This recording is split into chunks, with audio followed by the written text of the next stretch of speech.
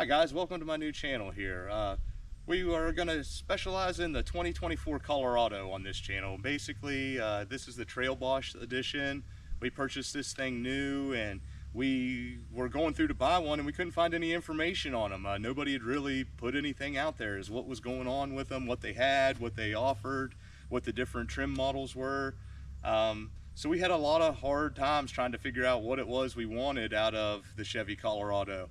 And since there were not that many videos, we decided we were going to go ahead and make one of our own. So again, like I said, this is a 2024 Chevy Trailboss Colorado. It's got the 4-cylinder turbo in it. Everybody's a little leery of them. So we decided, instead of just doing a review of the truck, we're going to really review it. We're going to put 7,500 miles on this thing in the next 2 weeks. We're going to run from West Virginia to Oregon State, down the West Coast, back across the lower states. We're going to see about 25 national monuments, 25 national forests, along with countless other landmarks along the ways, trails, mountain passes. We're going to do our best in the next few weeks, even though it is the middle of the summer, to put this thing through its test, show people what it can really do, the power that it actually has. It's an amazing vehicle so far. We've put 1,500 miles on it just breaking the engine in. We really didn't want to run it 7,500 miles without having a little break-in period. So we've got the oil changed up, we went ahead and rotated the tires up, and we're going to give this thing a go. So far, just driving it around, we're super pleased with the way the truck is. It's 310 horsepower, and it shows it. The transmission seems very smooth, it accelerates very fast. You have no problem getting into traffic with it.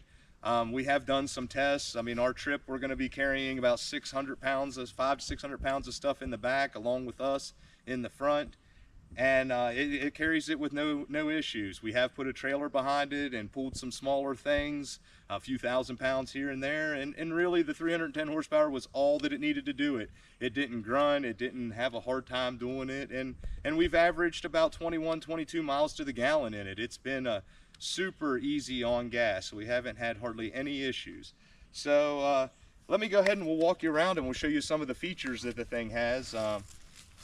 So with the Trailboss, one of the features that it has is that it has a 2-inch lift on it. You'll notice on the front and the back, compared to a normal Chevy Colorado, it does have a little bit more ground clearance on it.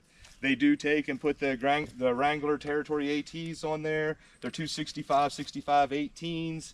Enough tire to keep you on the road. It doesn't like to spin tires. It does good grip. This one came with alloy wheels. We really didn't prefer it.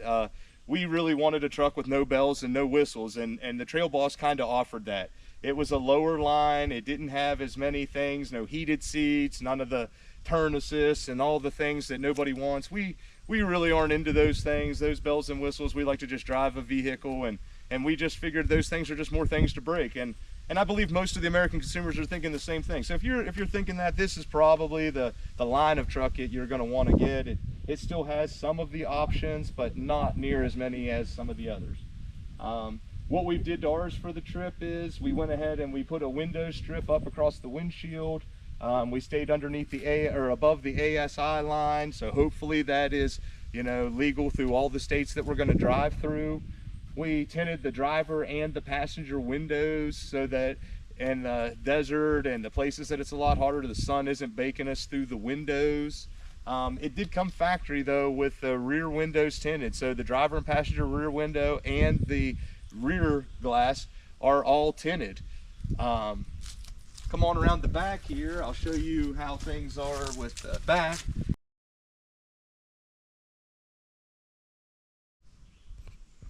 All right, so around to the back of the truck, we didn't really know what we were going to do. We were going to put a camper top on here. They were very expensive. We were looking at $3,000 to $5,000 for camper tops, and that was kind of base model ones, and we really couldn't afford it and do our trip too. So we decided on just going with a cheap eBay aluminum top. It is insulated. It holds 300 to 500 pounds. We have walked on this thing, we have sat on this thing, we put chairs on top of it. So far in the 1,500 miles that we've used it, it has been a great addition to the truck. It has kept everything dry, and for as cheap as they are, they're nice. They're tri-fold, come with little lights inside of them that are battery powered, so you can fold 2 layers back, 3 layers back, and so far it has been a very tough unit. The tailgate is a standard tailgate, but it does come with lift assist. You see that it doesn't slam down when you open the tailgate up. We have a tape measure on here so that we can measure fish or 2x4s or whatever it is that you seem to be working on that day. We've got a little hidden compartment actually in the tailgate. We call this the cooler, but it's kind of a storage area. You can put anything in. You can put ratchet straps in here. It does have a drain, so if you put ice and beverages in there, it will let the water out. It does seem to do a pretty good job. Leaks a little bit here and there if you leave the tailgate down while it's raining, but other than that, it seems to be a pretty good addition to the vehicle. Brake. Got it. All right, more with the back of the truck here. The Trailboss came standard, at least for us it did, the one that we found on the lot. It came with a 2-inch receiver hitch.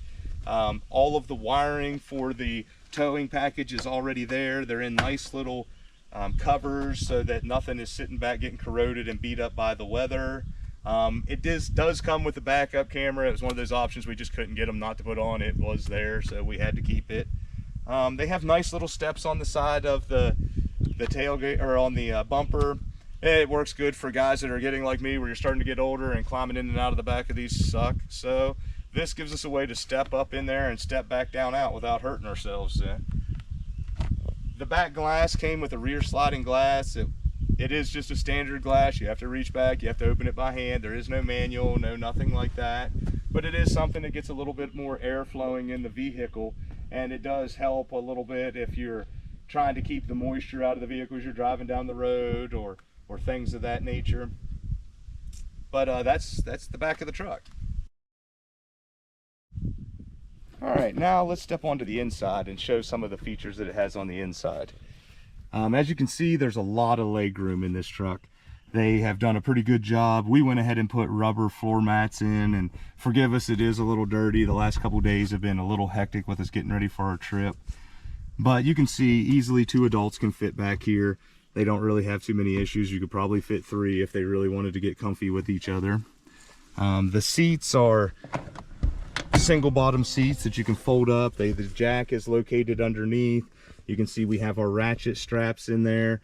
This is just like a little storage area that kind of gives you a little bit more space to put things. And then you have the quarter seat that's on the other side, or the third seat. It does open the same way at the bottom, so you can still put some things up underneath it as well. Okay, onto the front of the truck, there's a whole lot of items that we have to go through here, and keep in mind we do want to go through all the items, but this is just our introductory video, just to kind of get a little bit of what the truck has, a brief synopsis of what is in it, and we're going to break down day to day on our 14-day trip all of the different items that it has, from the traction control to the 4-wheel drive to every item that we can think of. We're going to break them down individually and make a little video on them. So bear with us on the videos. I know right now where it seems like we're cutting really short, we're not putting a whole lot of things in there, but there are a ton more things that we do have to come. So I'm just going to go through real briefly just the items that I can see off the top of my head, and things that'll let you know how the truck works. So these did come power windows, power locks. They didn't, no crank windows, no anything like that. There are no heated seats in this Trailboss version. So this is kind of a bare bones basic model truck. It is a console truck. The console has a tray inside of it, and it also has a place to plug in your 12-volt accessories, your phone chargers, your things of that nature. There are tons of cup holders in this truck. There are 1 in each one of the doors. There are 2 that's in the console, and then 2 that's in the back console, along with 2 that's in the back door. So you can really put a lot of water in this truck if you need to, or drinks or whatever that is. We do have a trailer controller here, so the brake controller is already built into the truck. You don't have to install one when you get one. They're standard. They sit on the left-hand side underneath of the dash, so it's easy to get to, and it's a lot easier to adjust your trailer brakes. Each one of the vents are done like the old school vents. They're turnstile, and you can direct them. So you can turn and open and close, and you can also do the multi-direction vents. The cruise control is all on the steering wheel, so you can turn your cruise control on, you can turn your cruise control off, you can speed up, slow down. And this also works with the hill descent. The hill descent in this truck is pretty neat. It works under 25 miles an hour from what we can tell. And when you start going down a hill, you can press the hill descent button and actually use the cruise control. So you can set it at 3 miles an hour and the truck will work the brakes, work the transmission, and it'll keep you at 3 miles an hour going down the hill, just the same as a normal standard cruise control would work. We do have a 11:6 touchscreen. It does come with the Android Auto, the Apple Auto. All of that stuff is already installed on it. So the only thing you have to do is kind of connect your phone and away you go. It starts doing all the messages for you. It will read your text messages for you. It will let you answer them, so you speak to it and it'll type a text out. So it's pretty neat when it comes to that. Your phone works very good. It's very clear. There's not a lot of road noise on the microphone from what we hear from people that we've been talking to. This model here was an automatic. I honestly have no idea if they even offer this in a 6-speed. We were gonna go with one, but you know, with it being a 4-cylinder turbo, we figured why not just go ahead and go with the automatic and see what the automatic has to offer. So far, we've been pleasantly surprised with the automatic. It works very good. You can put it in low gear if you're going downhill and use the little up and down shift buttons to change your gears to give you a little bit more holdback power. It doesn't quite have the holdback power that we wish it would, and mainly that's probably because there's so many gears in the transmission now. It's not a 4-speed anymore. I believe this one's an 8 or a 10 speed, so it does not hold you back as much as you'd expect, but it does do good. The truck has very huge brakes on it for the size of the truck, so it really has no problem keeping itself back at the end of the day. They are push button start and push button on the emergency brake, which is kind of good. The push button start is a little wonky. It doesn't really do, I guess, everything that we want. I mean, you can turn the truck on, you can turn the truck off, but to turn on the accessories is kind of a pain. Sometimes it doesn't want to turn off. So it's more like it's us. We need to take some time and really get used to it. But the rest of the things in the truck seem to be pretty well labeled and pretty well spelled out. There's not too many blind spots. Even in the A-pillars, you can still see quite well through them. We put vent visors on the truck and that really didn't impede our vision any. So it really is a pretty open truck and you can see out of it. It does have the lane assist, so if you are changing lanes and there's somebody there, it will let you know. You can turn that on, turn that off. It does have auto start, and the auto start you have to turn off every single time you get in the truck if you don't want to use it. So that is kind of a pain. We really do wish that was one thing where you could just go in the computer and say, I never want to use it, and it never turns it on again, but that's not really the case at this point. That's not saying that there isn't somebody out there that knows how. We just haven't figured that much out yet. We also have a USB ports. There is an Apple USB and a regular standard USB port. So you can plug in anything. You can put SD drives in there that have music on them. You can charge your phones on them. The charging capability is a little slow. It's not as good as a standard plug-in charger, but it is enough to keep your phone going if you need it to go. So we're very happy to have them there. The only thing that really was a bummer for us is that there is no 12-volt outlet in the console. The only one is actually in the underneath of the lid on the console. So we didn't really like that. That would have been a lot nicer for us to have. The phone controls are all on the steering wheel as well, so our volume controls and things like that for the phone, our dial buttons and stuff are there. They're pretty easy to use. The headlight buttons and stuff are really easy to get to. Windshield washers really easy to get to. Very self-explanatory. There is station control on the left-hand side of the wheel and volume control on the right-hand side of the wheel. They're in behind, so when you're driving, you can still turn your stations and turn your volume up and down.